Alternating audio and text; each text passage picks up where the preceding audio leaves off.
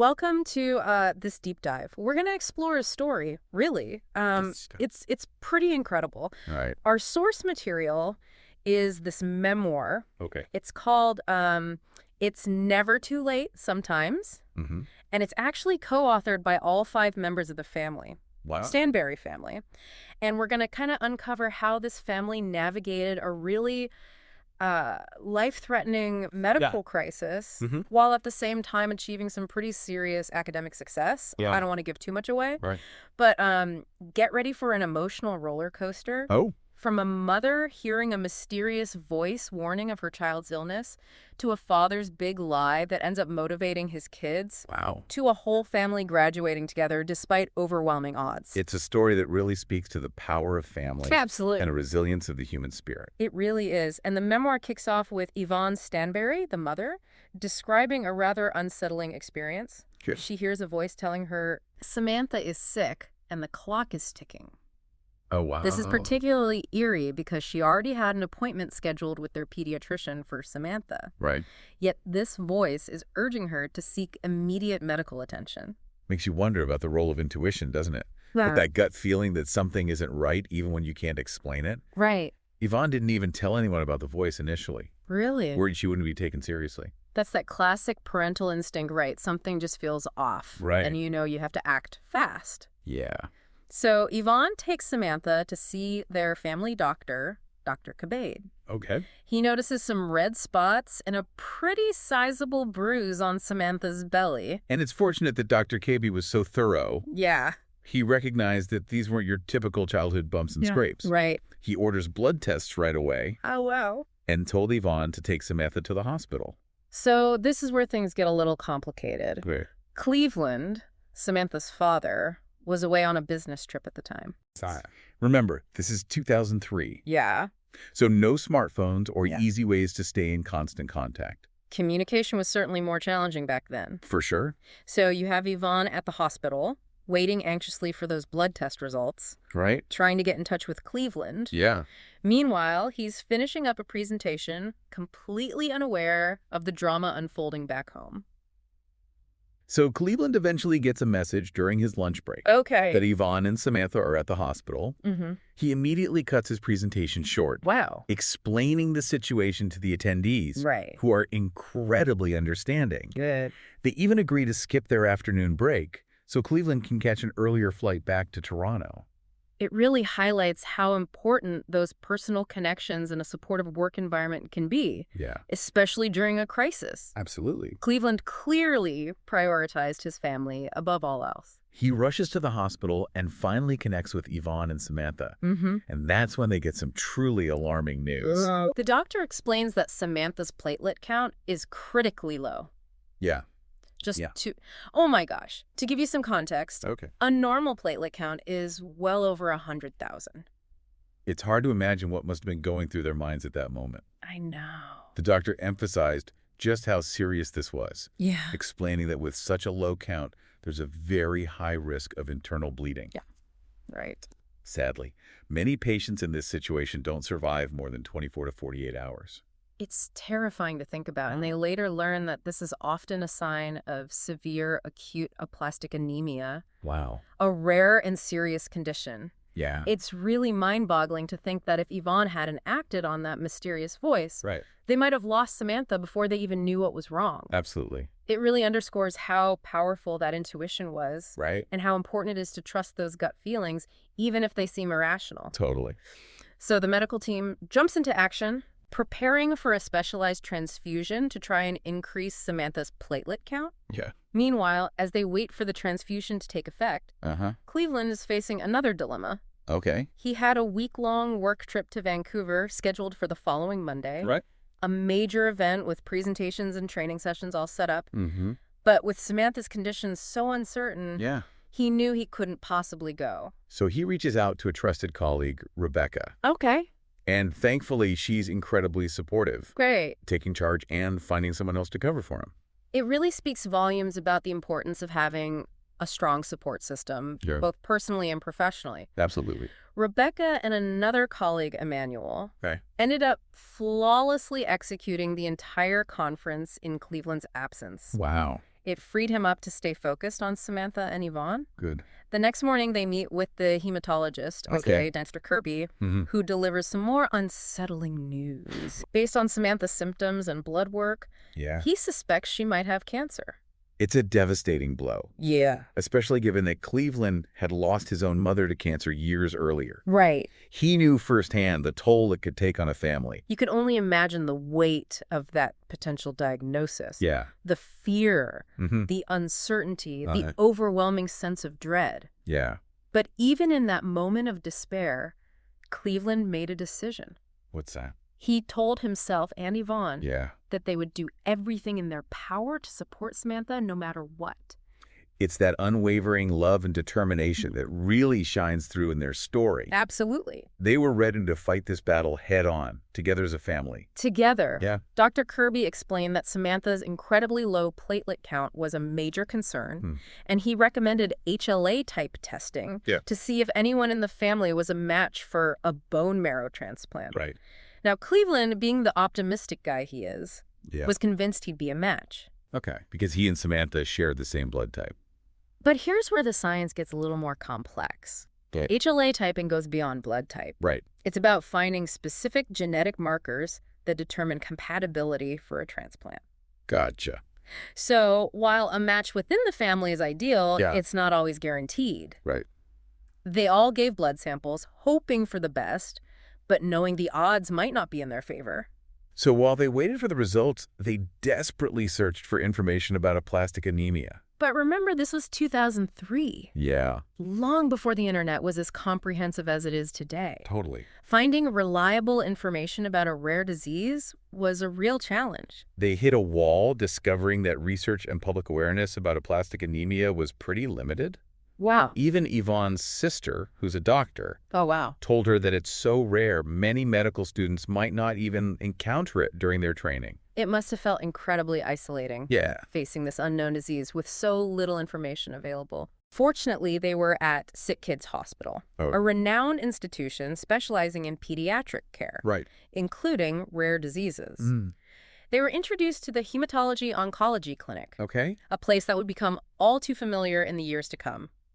The memoir describes the clinic with a strange mix of emotions. It's cheerful, child-friendly, with playful decorations and the sounds of laughter.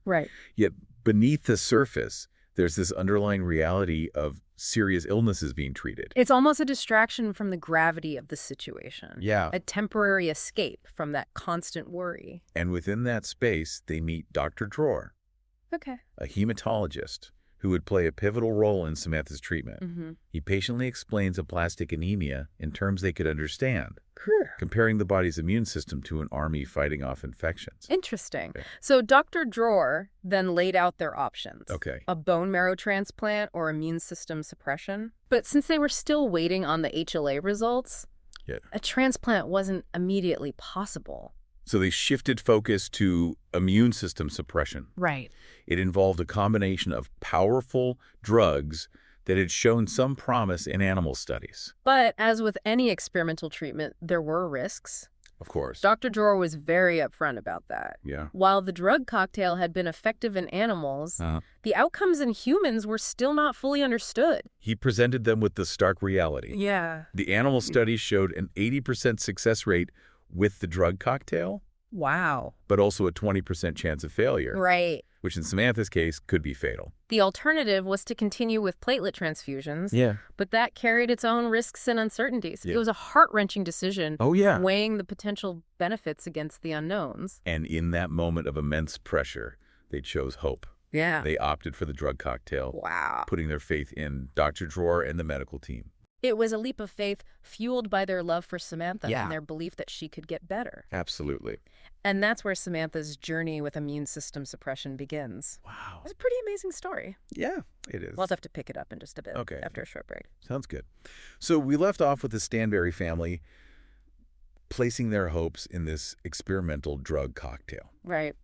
But, as we'll see, This treatment wasn't a simple fix. Right? It involved a complex regimen of medications, Whoa. each with its own potential side effects. It wasn't just 1 or 2 pills either. No. They were dealing with a whole arsenal of medications. Right. Cyclosporin, Yeah. prednisone, Atgum, the list goes on. It's fascinating how the memoir describes it. Yeah. Almost like a carefully choreographed medical dance. Wow. Each drug playing a specific part in suppressing Samantha's immune system. And Yvonne, who had recently left her corporate job, essentially became the conductor of this medical orchestra. Wow. So she was at home meticulously following the doctor's instructions. Right. Administering medications at precise times, watching for any reactions. Wow. And keeping detailed records of everything. It's incredible how she managed it all while also taking care of her 2 other children and the household. It truly highlights the incredible strength and resilience of parents. Yeah. Especially when their child is facing a serious illness. And let's not forget Cleveland, working full-time to support the family, traveling back and forth to the hospital whenever possible. They were a true team facing this challenge together. Yeah, they were. The memoir also shares some lighter moments amidst the stress and uncertainty. Oh, that's nice. During Samantha's first platelet transfusion. Yeah. Cleveland ever? Yeah. The curious one Yeah. was surprised to see that the transfusion bag didn't contain the bright red blood he expected. Oh, really? He asked the nurse about it, of course. Yeah. And learned that it wasn't whole blood, but concentrated platelets, which have a different appearance. It's a reminder that even in the most difficult circumstances, a bit of curiosity and humor can help. Right. But it speaks to Cleveland's personality, always seeking to understand, never afraid to ask questions. Absolutely. That first phase of immune system suppression involved a week-long hospital stay for Samantha. Okay. She received daily doses of Adgum, Yeah. a powerful immunosuppressant. Yvonne stayed by her side throughout the entire hospitalization. Wow. Even during those long 8-hour infusions. It's amazing, and thankfully she had support from her friend Pamela, who became a regular presence at the hospital. It's a beautiful example of the power of friendship. Absolutely. Stepping up to offer help without hesitation. Right. Those moments of respite were crucial for Yvonne, Yeah. allowing her to recharge and gather the strength to continue caring for Samantha.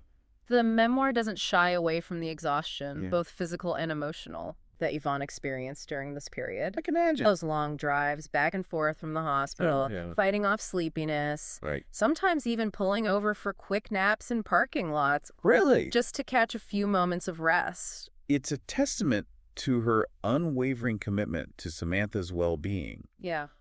But this situation also raises an interesting point about financial strain. Right. With Yvonne having left her corporate job, they were down to one income. You might think that would cause a lot of stress. Right. But it's interesting how the memoir describes this as almost a stroke of luck. Really? They had run a mock budget the previous year, trying to figure out the cost of daycare for their 3 children. And they realized that financially, it actually made more sense for Yvonne to stay home. It was a tough decision at the time, but in hindsight, it turned out to be a blessing. Yeah. With Samantha needing round-the-clock care and those precise medication schedules, having Yvonne at home became absolutely essential. It makes you wonder if maybe sometimes things happen for a reason. Absolutely. Now, managing all those medications was no easy feat. I can imagine. Multiple drugs, each with its own specific dosage and papering schedule. Right. Some requiring precise measurements using syringes. Yeah. It was a lot to keep track of. This is where Cleveland's background in science and mathematics came in handy. Oh, okay. He had a solid foundation in those subjects from his high school days in Jamaica, and he used that knowledge to teach Yvonne how to accurately measure and administer Samantha's medications. So they even turned it into a learning opportunity for their eldest son. Oh, wow. Clive Anthony. Okay. One day, as they were driving home from the hospital, they passed a homeless man sleeping under a bridge. Oh. And Cleveland, in a spontaneous moment, used this as a chance to teach his children about the importance of education. Wow. What did he say? He told Clive Anthony that the man had ended up homeless because he didn't do his homework. Now, obviously, it was a simplification, but it had a profound effect on young Clive Anthony. He took that lesson to heart, becoming incredibly dedicated to his studies and even encouraging his sisters to excel academically. It really makes you think about the impact of even seemingly small events. Yeah. And how they can shape a child's motivation. Right. This raises an interesting question. Yeah. What are the ethical implications of using a white lie as a motivational tool? That's a great point. On the one hand, it did seem to spark a real passion for learning in the Stanberry children. But on the other hand, it also brings up questions about honesty and the potential for creating undue pressure. Exactly. It's a complex issue with no easy answers. Right. But going back to Samantha's treatment, while her blood counts did start to improve, it was a slow and often unpredictable process. Right. There were setbacks along the way. Okay. Moments where her platelet counts would drop dangerously low. It was a constant roller coaster. Oh, man. The worry, the relief when her counts went up. Yeah. The crushing disappointment when they fell again. The memoir really captures the emotional toll of this experience. Yeah. They were constantly adapting, juggling medical appointments, medications, and trying to maintain some sense of normalcy for their other children. It sounds exhausting. Through it all, Yvonne remained Samantha's rock. Yeah. Her advocate, her caregiver, her constant source of strength. She became a true expert on aplastic anemia, learning everything she could about the disease and connecting with other families going through similar experiences. That's great. It highlights how important those support networks can be when you're facing a rare and challenging illness. As the months turned into years, Samantha's condition gradually stabilized. Oh, that's good. Her platelet counts became more consistent, the transfusions less frequent, but they knew that aplastic anemia is a chronic condition, something they would always have to manage. Yeah. It became a part of their lives, shaping their decisions and priorities. Right. And surprisingly, it also became a catalyst for their remarkable academic achievements. It's amazing how this family's experience with Samantha's illness became like a turning point, leading them on this incredible journey of academic achievement. It really does. We're talking 7 University of London degrees among the 5 of them. It really does make you think about how life's challenges can sometimes push us in unexpected directions. Yeah, it's true. Let's start with Cleveland. Okay. He had a unique path to higher education. Right. He was accepted to the University of the West Indies right out of high school, but couldn't afford to go at the time.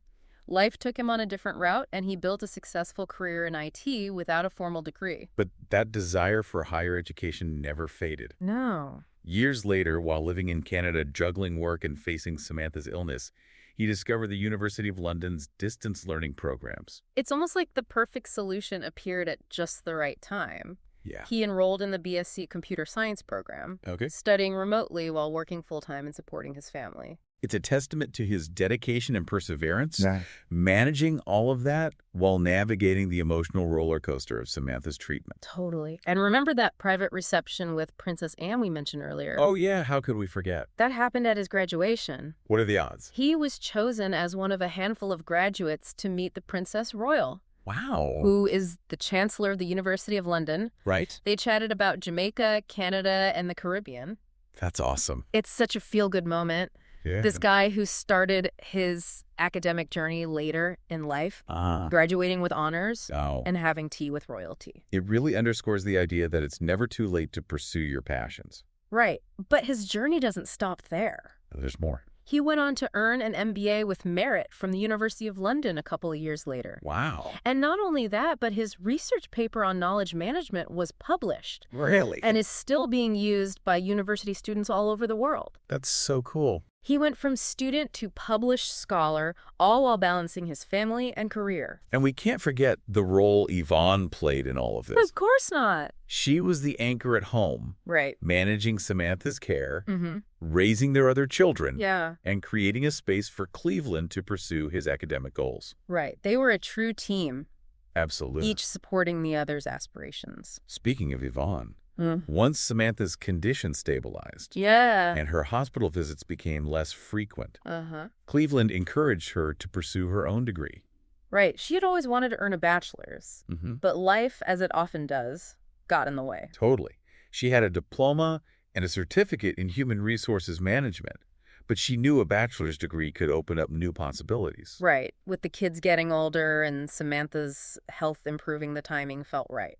So she started exploring the University of London's course offerings and was drawn to sociology. She had been volunteering at her children's school, Okay. helping younger students with reading, and discovered a passion for education. Sociology seemed like a natural fit, offering insights into human behavior and social structures. Yeah. And just like Cleveland, she embraced the challenge of distance learning, fitting it in around her family and volunteer work. The memoir mentions her struggles with some of the statistical concepts. Yeah. But her determination to learn and succeed shines through. It's inspiring to see her push through those academic hurdles. And remember, she's doing all of this while still tending to Samantha's medical needs and being a present mother to all her children. Right. It's an incredible balancing act. Yeah. And here's another one of those serendipitous moments we keep encountering in their story. Okay. Yvonne and Cleveland ended up graduating together in 2016, both with degrees from the University of London. It's as if life had a plan all along. Right. The shared achievement became a beautiful symbol of their journey together. Absolutely. Overcoming adversity, pursuing their dreams, and supporting each other every step of the way. It's pretty amazing. Their children, having witnessed their parents' dedication and perseverance, were inspired to follow in their footsteps. All three of them, Clive Anthony, Antoinette, and Samantha, earned degrees from the University of London as well. Clive Anthony earned a BSc in mathematics and economics. Okay. Antoinette, a BSc in computer science and data science. And Samantha, incredibly, completed a law degree. It's a remarkable family achievement, highlighting their shared love of learning. Absolutely. And we have to circle back to that white lie about the homeless man and homework. Oh, yeah. It clearly had a lasting impact on the children, particularly Clive Anthony. Right. It fueled their drive to succeed academically. But it also brings us back to the ethical questions we touched on earlier. Right. While it did seem to motivate the Stanbury children, we can't ignore the potential downsides of using such a tactic. Right. It raises questions about the fine line between encouraging a love of learning and potentially creating undue pressure. Yeah, it's definitely something to ponder. For sure. And just like their parents, the children face their own hurdles along the way. Of course, Antoinette was juggling high school and university commitments. Yeah. Samantha was managing the ongoing challenges of aplastic anemia, and Clive Anthony had to navigate the uncertainties of the COVID-19 pandemic and international job offers. But they persevered, proving that resilience is woven into the fabric of this family. And in a heartwarming gesture, they decided to coordinate their graduations so they could celebrate together as a family. Oh, that's so nice. So in 2024, all three siblings donned caps and gowns, walking across the stage at the University of London's graduation ceremony with their proud parents beaming in the audience. It's a perfect bookend to their story. It really is. The family that faced hardship with courage, chased their dreams with passion, and ultimately triumphed together. It's a powerful reminder that it's never too late to learn, to grow, to achieve. Yeah.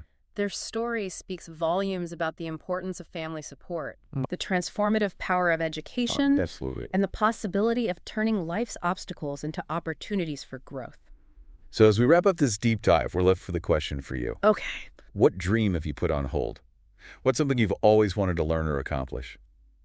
The Stanbury family's story reminds us that it's never too late to start. Perhaps their journey can be the spark that ignites your own pursuit of knowledge and personal fulfillment.